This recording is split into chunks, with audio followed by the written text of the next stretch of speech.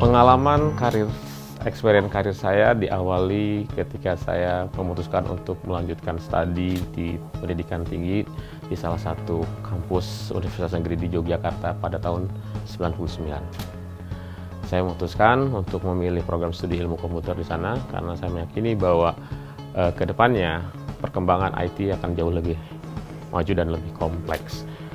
Kemudian setelah selesai pada tahun 2005, saya melanjutkan karir saya sebagai seorang programmer di salah satu perusahaan software house di Jakarta. Fungsi utama saya di sana adalah memastikan bahwa semua kebutuhan klien terpenuhi dengan mendeliverkan beberapa perangkat lunak.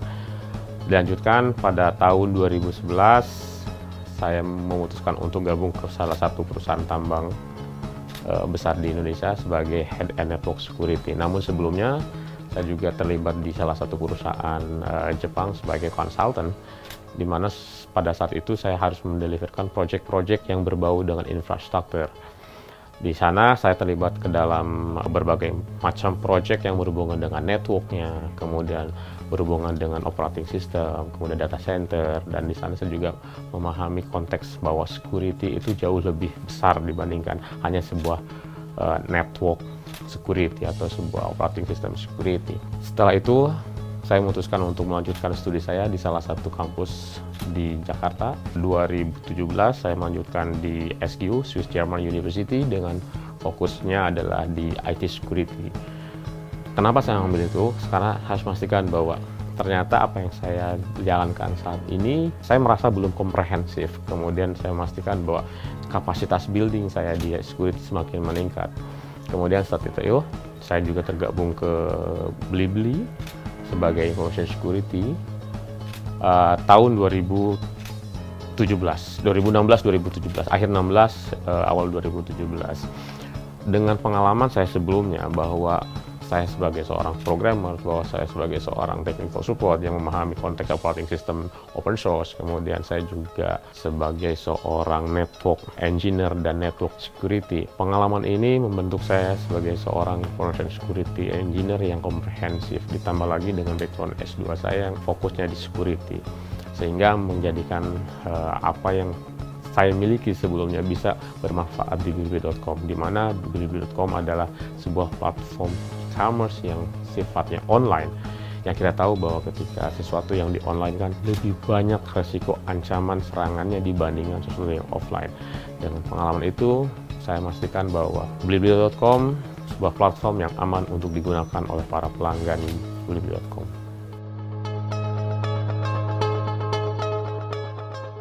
Security itu adalah salah satu puncak tertinggi dari keilmuan IT menurut saya. Kenapa? Karena kita berbicara comprehensive knowledge. Ada konteks coding yang harus kita pelajari, yaitu programmer, algoritma, pemahaman terhadap algoritma, kemudian serangan itu dilakukan dari luar maupun dari dalam. Akhirnya kita juga harus memahami konteks bagaimana mengamankan jaringan. Jadi kita harus belajar tentang network security-nya. Kemudian kita juga harus memastikan bahwa data yang disimpan di dalam sebuah perangkat itu aman disimpan sesuai dengan kaidah keamanan information security, bahwa kita juga harus memahami konteks bagaimana data itu diolah dalam sebuah database. Untuk itu kita juga harus tahu bagaimana database itu dibuat, bagaimana database itu dikelola, bagaimana database itu juga diproses. Selain itu kita juga harus memahami bahwa proses yang dilakukan ketika mengolah data-data itu running di sebuah platform bernama operating system. Dan kita juga harus memahami konteks bagaimana mengamankan operating system itu sendiri. Karena dari satu platform dengan platform yang lain memiliki karakter yang berbeda. Contohnya operating system yang sifatnya open source, itu orang akan memahami bahwa ini lebih aman. Tetapi kenyataannya karena kondisinya dari berbagai macam developer dicemplungkan ke dalam satu tempat, maka akan ada vulnerability. Sementara dari operating system yang berbayar seperti Windows, seperti Mac, itu juga kita kadang harus memahami konteks keamanan seperti apa. Untuk menjadi seorang IT security profesional, kita harus memastikan semua faktor-faktor itu harus menjadi satu. Hard skill, seperti yang saya terjemahkan tadi, itu harus jadi komprehensif. Kemudian selain itu juga tantangan yang berikutnya adalah ketika kita berbicara aspek keamanan informasi, tidak semua orang memahami konteks itu. Soft skill juga harus dibutuhkan. Bagaimana cara kita mendeliver maksud tujuan atau objektif dari security itu sendiri terhadap stakeholder, tidak hanya customer, tidak hanya internal karyawan di perusahaan, tapi dengan orang IT-nya sendiri. Kita harus punya kemampuan berbicara yang berbeda dari satu stakeholder dengan stakeholder yang lain.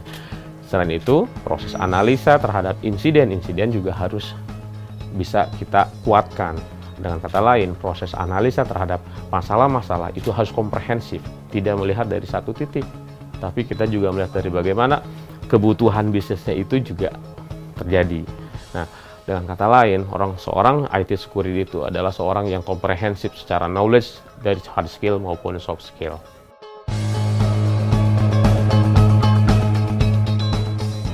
Biasanya teman-teman IT security itu mereka tidak memilih kepada satu brand atau tidak memilih kepada satu produk atau satu aplikasi. Orang-orang security akan selalu bersifat agnostik.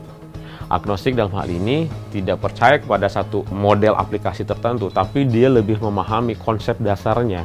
Bagaimana aplikasi dibentuk, bagaimana sebuah data itu dikirimkan, bagaimana sebuah data itu diproses dalam sebuah operating system, bagaimana data itu disimpan dalam sebuah database. Nah, itu yang harus kita lakukan. Namun demikian, dalam konteks IT security, kita ada dua kubu besar dalam IT security. Yang pertama adalah offensive, yang kedua adalah defensif.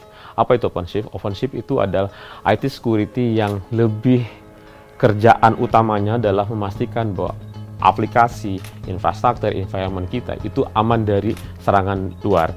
Fungsi utamanya adalah memastikan menguji kerentanan-kerentanan yang ada di dalam sebuah organisasi itu. Sementara yang defensif itu memastikan bahwa environment-nya kita itu aman dari serangan-serangan. Nah, ada beberapa contoh aplikasi-aplikasi yang digunakan oleh tim offensive. Offensive itu pertama biasanya menggunakan Burp Suite untuk melakukan scanning, Nessus, kemudian kita juga punya Cobalt Strike. Kita juga harus tahu memahami bagaimana sebuah scanning itu dilakukan. Kita bisa menggunakan Nmap, kita bisa menggunakan banyak aplikasi-aplikasi di luaran yang sifatnya open source. Kemudian untuk defensif, kita juga harus memastikan bahwa tidak terpatok terhadap branding, tapi bagaimana seorang defensif, seorang pertahanan itu menjaga organisasinya. Minimal harus memahami konteks bagaimana network defense-nya berjalan, bagaimana sebuah firewall itu dijalankan, bagaimana sebuah firewall itu diimplementasikan, strukturnya seperti apa, kemudian arsitekturnya seperti apa, apakah kita membutuhkan web access firewall, apakah kita membutuhkan HIDS atau network IDS, atau juga butuh IPS. Nah, itu adalah beberapa contoh-contoh aplikasi yang biasa digunakan oleh teman-teman.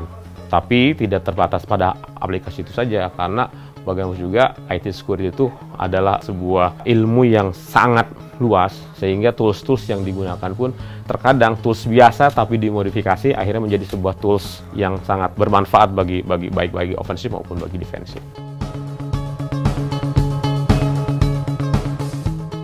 Untuk meningkatkan kapasitas seorang IT security, ada banyak hal yang bisa dilakukan. Salah satunya dengan menggunakan otodidak. Otodidak kita bisa lihat di internet banyak sekali forum-forum yang membahas tentang IT security. Ada yang free, ada yang berbayar. Kemudian secara organisasi juga banyak provider-provider yang menjalankan training terhadap IT security itu sendiri. Sebagai contoh, kita tahu bahwa di luar sana ada yang namanya EasyConsole, kemudian ada IC Square, kemudian ada ISACA, kemudian kita juga ada yang namanya Hack in the Box, ada OSCP. OSCP lebih ke arah offensive. Kemudian Hack in the Box itu ada satu platform yang digunakan teman-teman IT security untuk belajar bagaimana cara menyerang sebuah sistem dan bagaimana cara mempertahankan sebuah sistem, dan itu gratis. Cuma sayangnya sebelum masuk ke Hack in the Box kita harus punya kemampuan untuk melakukan hacking dulu, karena pendaftarannya dengan cara melakukan hacking. Di Indonesia juga banyak sebenarnya provider training yang mengadopsi terhadap kurikulumnya IC Square, EasyConsole, kemudian ISACA, Hack in the Box, OSCP, dan sebagainya. Kita bisa cari di Google provider IT security di Jakarta.